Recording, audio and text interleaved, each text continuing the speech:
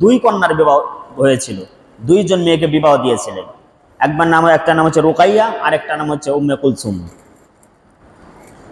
তো সেই জায়গা থেকে একদিক থেকে আবুল আহাব রাসূলুল্লাহর চাচা, আবার অপর দিক থেকে রাসূলুল্লাহর বিয়াই।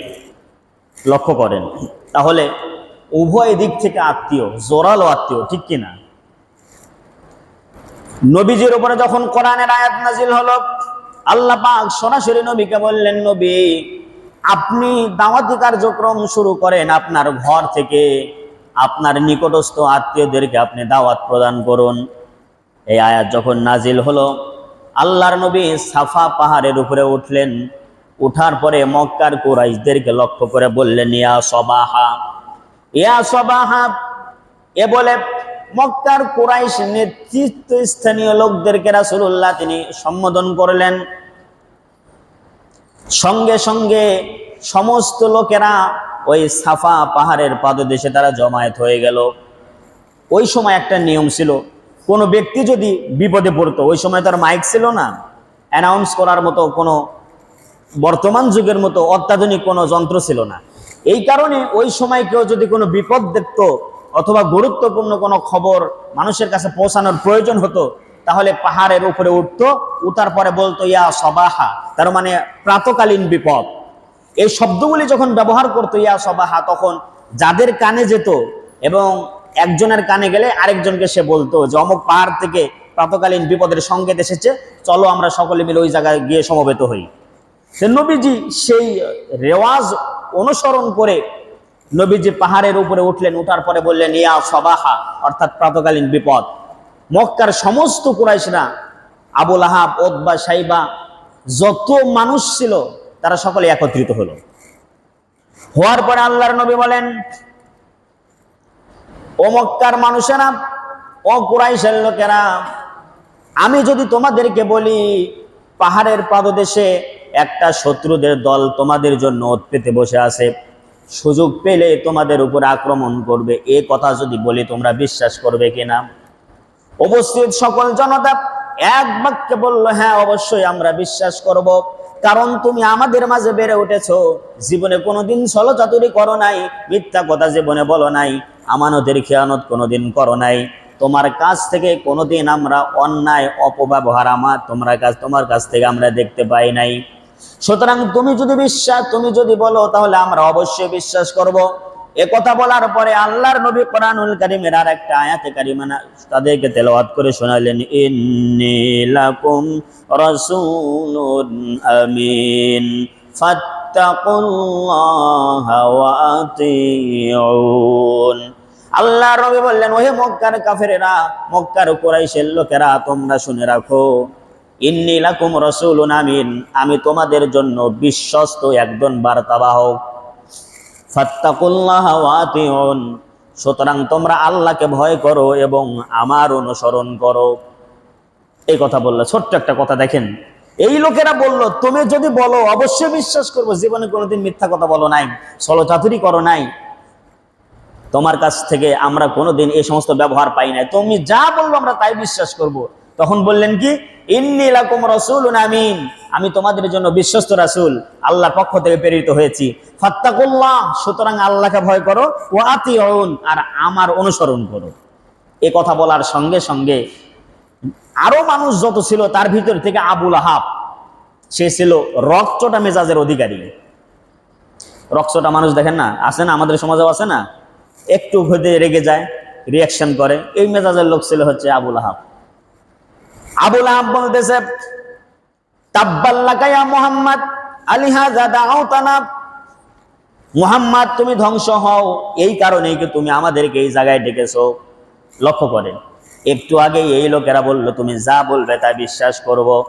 যখন কোরআনুল কারীমের আয়াত যখন নাজিল হলো, তখন সঙ্গে সঙ্গে আবুল আহাব বলল, তাব্বাল্লাকা ইয়া মুহাম্মদ আলিহাযা দাউতানা, তুমি ধ্বংস হও, এই কারণে, এই কথা বলার জন্যই কি তুমি আমাদেরকে ডেকেছো। আল্লাহর নবী বলেন, চাচাজি হ্যাঁ আমি এই কথা বলার জন্য ডেকেছি, কারণ আমাকে আল্লাহ রাব্বুল আলামিন গোটা বিশ্ববাসীর জন্য রাসূল হিসাবে মনোনীত করেছে। বলুন সুবহানাল্লাহ। এই কথা বলার জন্য আমি ডেকেছি। তখন সঙ্গে সঙ্গে বলল তাব্বাল্লাকা ইয়া মুহাম্মদ, মুহাম্মদ তুমি ধ্বংস হও। বলুন নাউজুবিল্লাহ। মুহাম্মদ সাল্লাল্লাহু আলাইহি সাল্লাম কার নবী? আল্লাহর নবী। জোরে বলেন কার নবী? আল্লাহর নবী। মুহাম্মদ সাল্লাল্লাহু আলাইহি সাল্লামের ধ্বংস কামনা করলো আবু লাহাব, আর আল্লাহ কি ছেড়ে দিবে? কথা বলেন, ছেড়ে দেবে?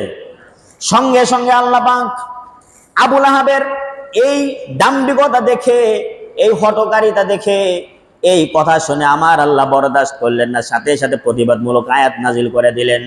তাব্বাত ইয়াদা আবি লাহাবি ওয়া তাব মা আগনা আনহু মালুহু ওয়া মা কাসাব সায়াসলা নারান যাতা লাহাবিন ওয়া মারাআতুহু হাম্মালাতাল হাতাব ফি জিদিহা হাবলুম মিন মাসাদ।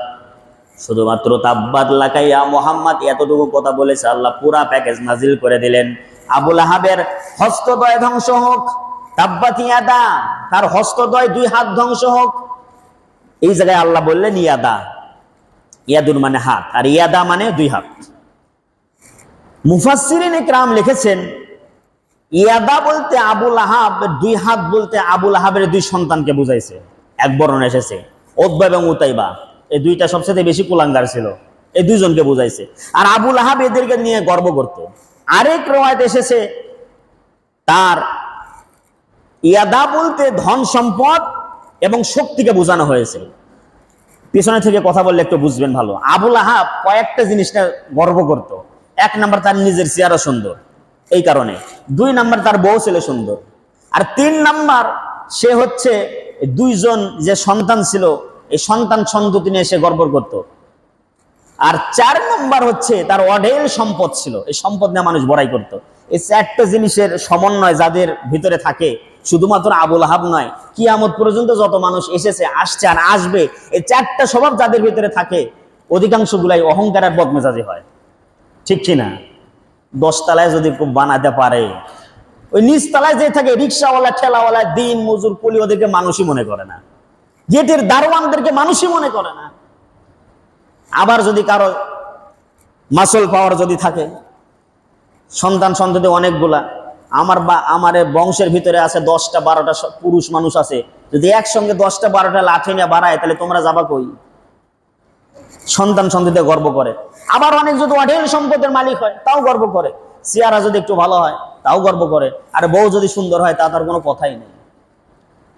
ঠিক এই চারটা স্বভাবের কারণে আবু লাহাব গর্ব করত, অহংকার করত, দাম্ভিকতার সহিত পদচারণা করত।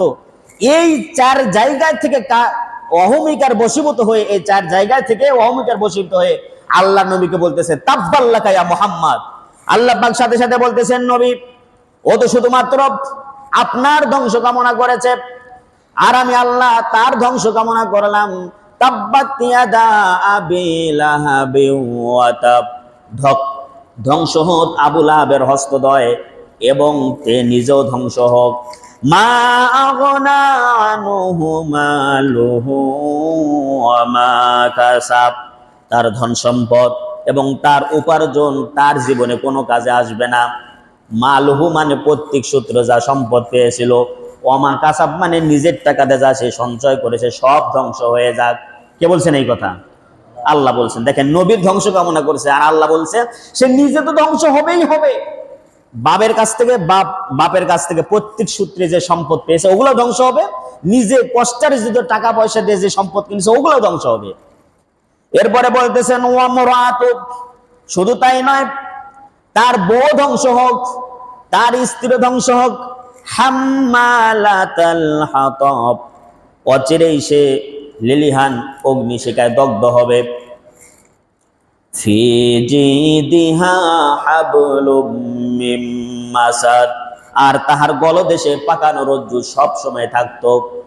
অর্থাৎ আবু লাহাবের স্ত্রী, তার নাম হচ্ছে উম্মে জামিলা, সেও ছিল বংশীয় মহিলা, বড় লোকের মেয়ে। আবু সুফিয়ান এর বোন সবসময় দামি একটা হার গলায় পরিধান করত। জিদুন শব্দের অর্থ হচ্ছে ফি জিদিহা হাবলুম মিন মাসাদ, জিদুন শব্দের হচ্ছে দামি হার গলায় পরিহিত মহিলা পরে থাকতো। সে বলতো গর্ব করে, মোহাম্মদ কি আমারে চেনে নাকি? প্রয়োজন বোধে, আমার তো সন্তান আছে, স্বামী আছে, প্রয়োজন বোধে আমার গলায় যে হারটা দেখতেছো, এত মূল্যবান হার, এই হারটা বিক্রয় করেও আমি মোহাম্মদের বিরোধিতা করব? বলুন।